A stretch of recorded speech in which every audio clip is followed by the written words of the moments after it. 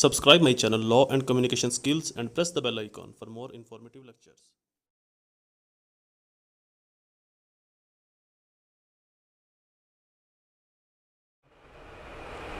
Assalamu alaikum friends and viewers, I hope all are fine. This is Mubashir Iqbal, Advocate High Court and Legal Lecturer.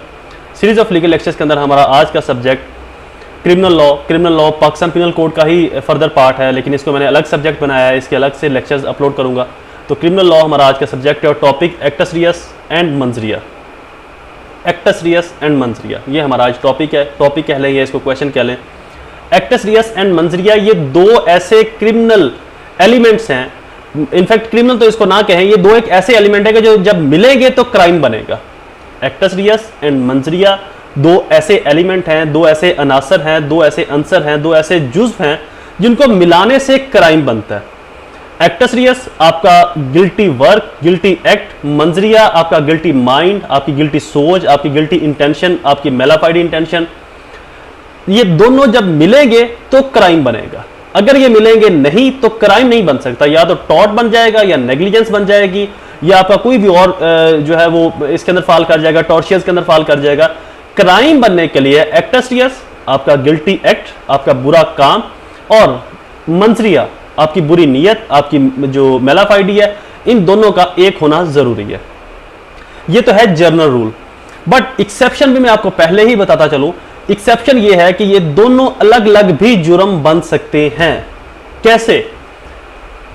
Acts Reis आपका guilty act, आपका बुरा काम, मंजरिया आपकी बुरी intention. जैसे कि मैंने अपना इससे पहले एक लेक्चर अपलोड किया अबैटमेंट का, अगर आप लोगों ने उसे सुना हो, आप लोगों के लिए फायदेमंद साबित हुआ होगा।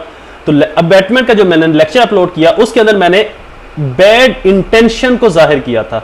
अबैटमेंट इंडिपेंडेंटली जो शख्स है वो जुर्म नहीं करता, वो खुद से जुर्म नहीं करता, वो तो एक प्लानिंग का हिस्सा बनता है, कॉन्स्पायरेसी का हिस्सा बनता है, एक क्रिमिनल थिंकिंग का हिस्सा बनता है, लेकिन जुर्म कोई और सरजद करता है। तो क्या हुआ, किसके अंदर फॉल किया? ऑब्वियसली मंजरिया के अंदर, आपकी बैड इंटेंशन के अंदर। तो अबैटमेंट के अंदर इंटेंशन आपकी बुरी थी, लेकिन फिर भी आप जुर्म के अंदर फॉल कर जाती हो। अब आपका क्वेश्चन होगा कि एक्टस रियस कैसे जुर्म बनता है? जैसे कि मैंने पहले बताया कि दोनों एलिमेंट अगर मिलेंगे तो जुर्म बनेगा। एक्टस रियस का होना भी जरूरी है, मंजरिया का होना भी जरूरी है।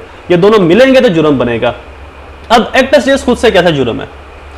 उसकी एक्ट उसका बुरा है, उसका काम। अब एक शख्स के ऊपर, फॉर एग्जांपल एक शख्स जा रहा है, उसने कोई प्लानिंग नहीं की, वो गाड़ी के ऊपर सफर कर रहा है, मोटरवे के ऊपर वो जा रहा है, या हाईवे के ऊपर कह लें, मोटरवे के ऊपर तो इतना ज्यादा नहीं होती लाइबिलिटीज इंपोज, दैट मीन के मतलब एक्सीडेंट के इतने चांसेस नहीं होते।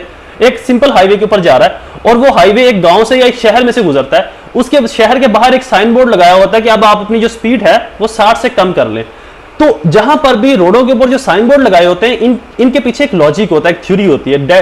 इसका मतलब यह है कि जो जिस रोड के, जैसे कि मोटरवे के ऊपर ये साइन बोर्ड है कि 120 तक अपनी स्पीड रखें, उसी तरह से अगर आपने कुछ और हाईवे के ऊपर आप सफर करते होंगे तो वहां पर दो साइन बोर्ड लगे होते हैं। लो जो व्हीकल्स हैं उनके लिए 100 की स्पीड मुकर्रर की होती है, और जो हाई व्हीकल्स हैं या जो हैवी व्हीकल्स हैं उनके लिए 90 या 80 की या 60-70 की स्पीड मुकर्रर की होती है। उसकी वजह क्या है? दो वजूहात है। एक, लो व्हीकल्स की ब्रेक थोड़ी सी जल्दी लग जाएगी, उसके ऊपर इतना प्रेशर नहीं होता। दूसरा, हाई जो या हैवी जो व्हीकल्स हैं उनकी अगर वो ब्रेक लगा रहे हैं तो पीछे से उनके सामान का, उनके वजन का प्रेशर होता है, जिसकी वजह से वो उसको आगे पुश करते जाती हैं, धकेलती जाती हैं उस गाड़ी को, तो वो किसी ना किसी का नुकसान करते हैं। एक वजह। दूसरी वजह, उन जो रोडों की कैपेसिटी है, उन जो रोडों की असल उनकी जो उनके अंदर जो ताकत है उस रोड, उस सड़क के अंदर, वो 100 या 60 या 70 या 80 की स्पीड को बर्दाश्त करने की है।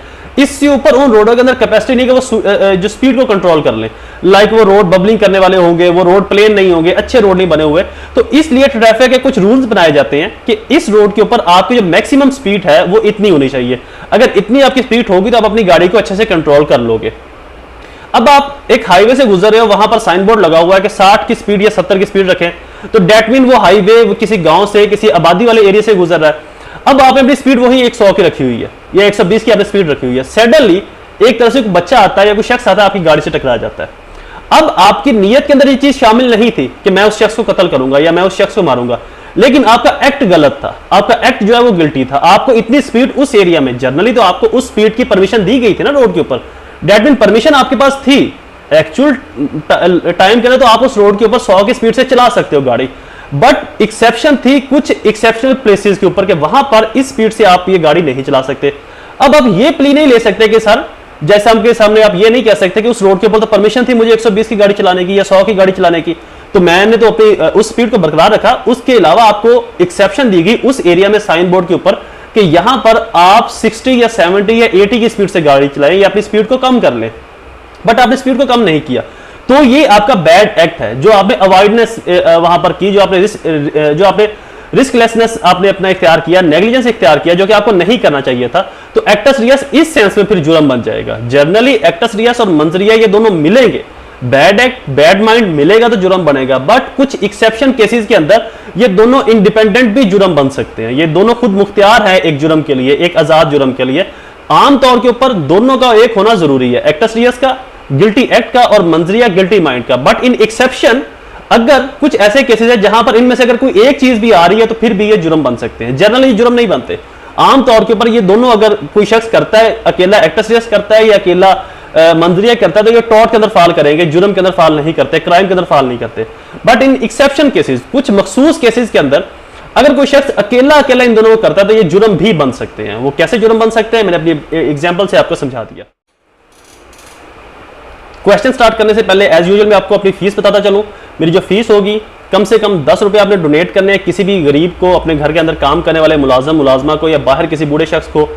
दूसरी जो स्टेप है मेरी फीस का, दूसरी जो टर्म है मेरी फीस की वो ये है कि कम से कम 2 लोगों की आपने हेल्प करनी है। जो थर्ड स्टेप है मेरी फीस का वो ये है कि मेरे पेरेंट्स के लिए दुआ जरूर कीजिए, अल्लाह ताला उनको सेहत तंदुरुस्ती दे और मेरे लिए भी थोड़ी सी दुआ। लेक्चर शुरू करते हैं। मेरे नोट्स अगर आपके पास अवेलेबल है तो सबसे बेस्ट है, अगर अवेलेबल नहीं है तो डिफरेंट बुक शॉप से मुबशर लॉ सीरीज और इनोवेटिव लॉ एकेडमी के नाम से मेरे नोट्स दस्तयाब हैं, वो आप परचेज कर लें, उनको आप पढ़ें। आप मुझे व्हाट्सएप मैसेज कर सकते हैं अपना पार्ट लिखकर, इस पार्ट के नोट्स चाहिए, मैं आपको वो नोट्स फॉरवर्ड कर दूंगा पीडीएफ की सूरत में, आप उनके प्रिंट आउट निकलवा लीजिएगा। क्वेश्चन को आगे स्टार्ट करते हैं। General rule, the principle base on the fact alone actus reus and mens rea can not create criminal liabilities because actus reus is a guilty act and mens rea is a guilty mind, so there should be existence of both actus reus and manjriya to make offense liable। जैसे कि मैंने आपको पहले बताया कि actus reus और मंजरिया अगर दोनों मिलेंगे तो जुर्म बनेगा। आम तौर के ऊपर जनरल रूल यही है, बट इन एक्सेप्शन कुछ ऐसे केसेस हैं जहां पर ये दोनों अगर एक अकेले के लिए भी किए जाए, अलग अलग भी किए जाए तो जुर्म बन सकता है, जुर्म के अंदर फाल कर सकते हैं। फॉर एग्जाम्पल नीचे मैंने एक एग्जाम्पल दी हुई, बहुत ही रिलायबल है और इतनी आसान एग्जाम्पल है कि एक बच्चे को भी समझ आ जाएगा इसका पूरा कॉन्सेप्ट। एग्जाम्पल मैं बोलकर भी बता देता हूं। A since 2 months to caring a mens rea of killing B. A एक शख्स है, वो पिछले 2 माह से ये प्लानिंग कर रहा है कि उसने बी को कत्ल करना है। वन डे, एक दिन, A was driving car fast. A जो है वो गाड़ी की ड्राइविंग को तेज ड्राइविंग कर रहा है, तेज गाड़ी को चला रहा है। द कार ऑफ ए, जो ए की कार है, हिट अ पर्सन, एक शख्स को हिट करती है, एक शख्स को लगती है जाकर एक्सीडेंट की सूरत में। But A does not know, A नहीं जानता था, now at the time it was B, कि जिस शख्स को वो गाड़ी लग रही है वो बी है, क्योंकि बी की जो कमर होगी वो ए की तरफ होगी। ए यहां से गाड़ी लेकर आ रहा है और बी की जो कमर है उसकी तरफ, ए की तरफ, और ए उसको हिट कर देता है। ए उसके साथ गाड़ी को ऐसे पुश कर देता है, उसके साथ हिट कर देता है और बी की वहां पर मौत वाक़या हो जाती है। That because B's back is toward A, B की जो बैक है वो A की तरफ थी। Here this is the actus reus but not मंजरिया। देखिए ये एग्जाम्पल के अंदर मैंने मंजरिया को भी डिफाइन कर दिया क्लियर के साथ और एक्टस रियस को भी मैंने बहुत वजाहत के साथ डिफाइन कर दिया। एक शख्स A, एक शख्स है, वो 2 माह से प्लानिंग कर रहा है कि मैंने बी को कत्ल करना है। अब प्लानिंग जो कर रहा है ये क्या हुआ, बोले मंजरिया जो आपका गिल्टी माइंड है, जब वो इसको डन करेगा तो क्या होगा, गिल्टी एक्ट। गिल्टी एक्ट क्या कहलाएगा, एक्टस रियस। बात फॉलो करते जाइएगा।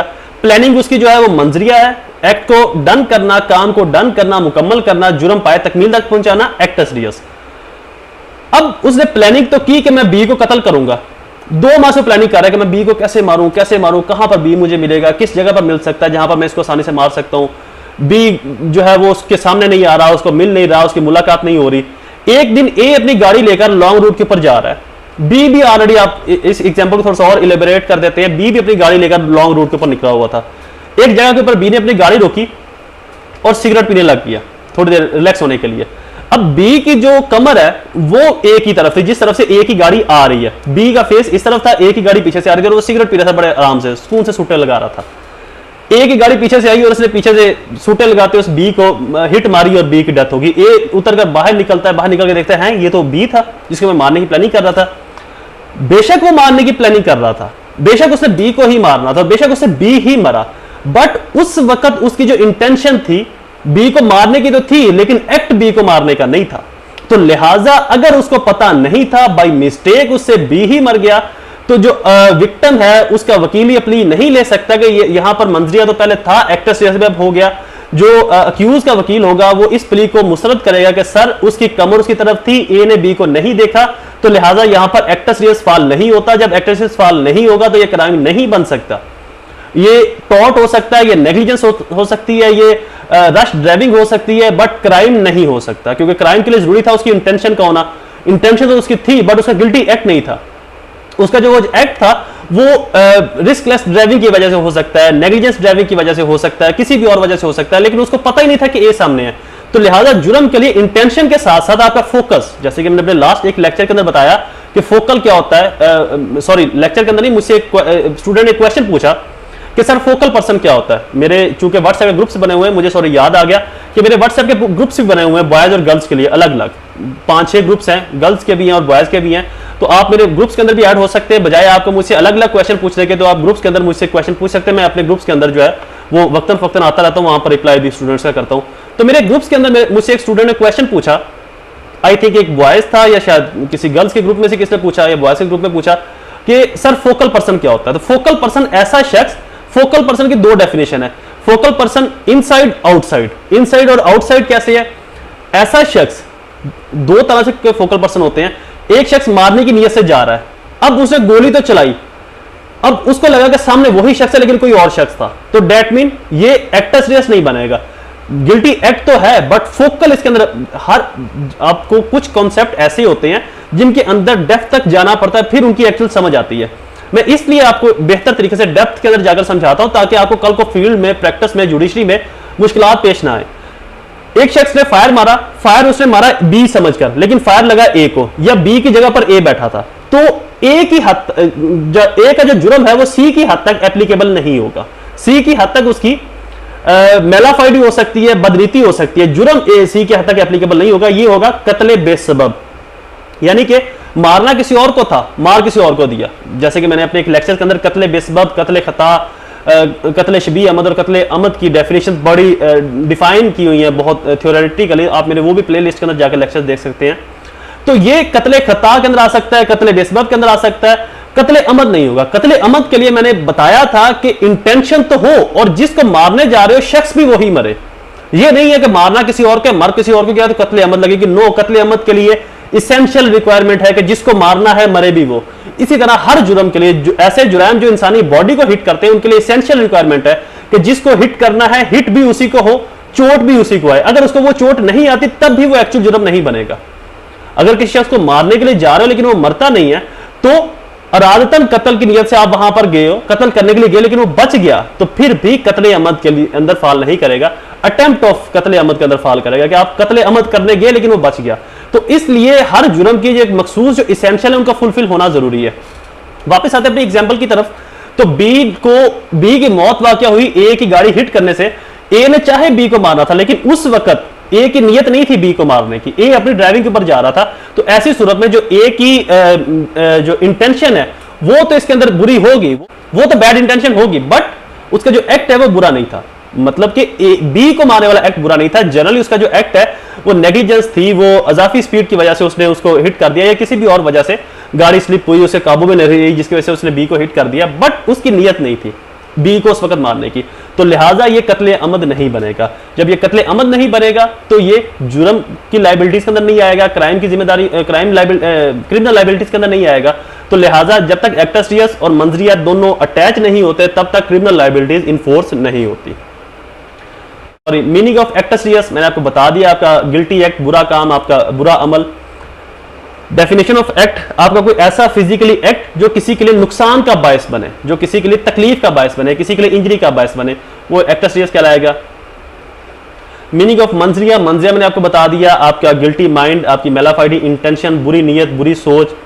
Definition of mens rea is a Latin term which is used, Latin term which is used to describe a mental intention, to the of the criminal for the commission of unlawful act, कोई ऐसा जुर्म करने के लिए जो planning करना है, अपने अंदर सोचना है कि मैं ऐसा करूंगा, मैं ऐसा करूंगा, मैं फलां को मारूंगा, मैं फलां का माल चोरी करूंगा, मैं फलां की ये चीज उठा लूंगा, तो ये सब सोचें जब तक अपने माइंड के अंदर सोच रहा है तो मंजरिया है, वो बुरी सोच है, बुरी नीयत है, लेकिन जब तक वो करता नहीं है तब तक ये जुर्म नहीं होगा। बट इन एक्सेप्शन, किन किन एक्सेप्शन के अंदर जुर्म बनेगा वो मैंने अपने पहले बता दिया आपको कि कुछ एक्सेप्शन के अंदर ये दोनों अलग अलग जुर्म भी बन सकते हैं। नेक्स्ट हेडिंग है जी फॉर्म ऑफ मंजरिया। मंजरिया के फॉर्म कौन से होंगे, मतलब किस किस तरह के इसके एसेंशियल्स हैं, या आप इसको ये कह लें कि एसेंशियल ऑफ मंजरिया। ये जो हेडिंग है ना, इसको आप चेंज करके एसेंशियल ऑफ मंजरिया भी लिख लें आसान अल्फाज के अंदर, क्योंकि लॉ के अंदर एसेंशियल ज्यादा वर्ड यूज होता है तो आपकी आसानी रहेगी। एसेंशियल ऑफ मंजरिया, इंटेंशन, नियत का इसके अंदर होना, आपकी सोच, आपकी ख्यालात का, आपकी प्लानिंग का इसके अंदर होना जरूरी है।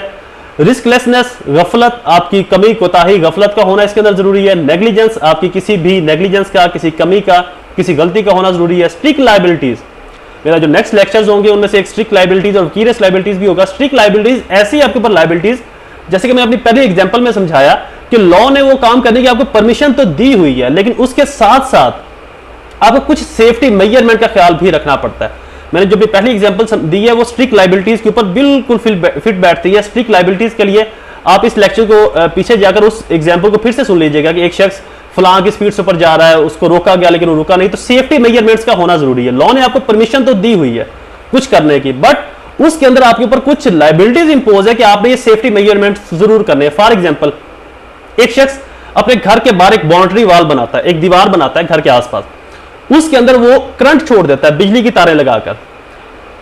ये उसका राइट है, अपनी प्रोटेक्शन के लिए उसका राइट है कि कुछ चोर डकैत मेरे घर के अंदर दाखिल ना हो, कोई हमलावर मेरे घर के अंदर दाखिल ना हो। बट इसके साथ साथ उसकी एक लाइबिलिटीज भी है।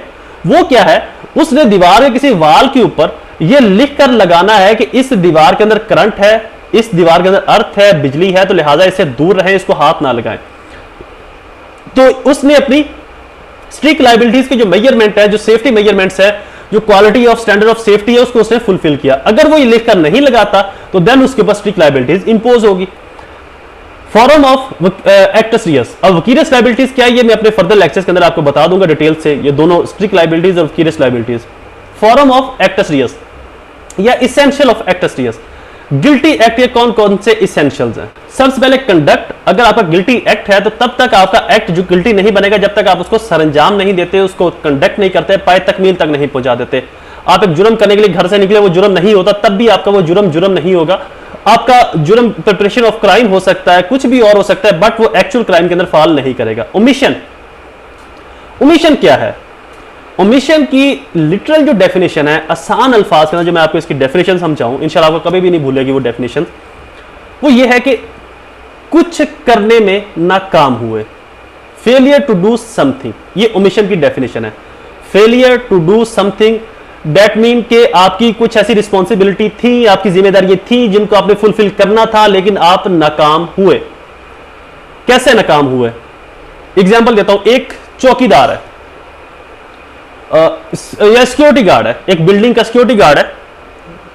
उस सिक्योरिटी गार्ड की यह जिम्मेदारी है कि वो 24 घंटे में से 12 घंटे जो रात के लिए उसको रखा गया है, 12 घंटे तक वो जागे और उस बिल्डिंग की या उस घर की या उस एरिया की सिक्योरिटी प्रोवाइड करे, किसी चोर को डकैत को ना आने दे। ये है उसकी ड्यूटी।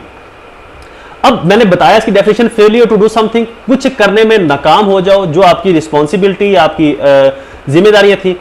अब होता क्या है कि रात को 1 बजे, अच्छा इसके साथ साथ और जो सेफ्टी मेजरमेंट्स है, मैं आपको इस बहुत सारे और एक्ट्स के अंदर जो सेफ्टी मेजरमेंट्स है वो डिफरेंट हो गए, बट यहां पर समझाता चलूं, सिक्योरिटी गार्ड्स की जो सेफ्टी मेजरमेंट्स है वो ये कि वो किसी से कोई चीज लेकर ना खाए, बाहर ना जाए, कहीं घूमने फिरना ना जाए, सिगरेट पानी चाय पीने आगे पीछे ना निकल जाए, जो उसकी ड्यूटी है उस ड्यूटी को फुलफिल करे। ये उसके मेजरमेंट्स है जो इसको पूरा करना जरूरी है।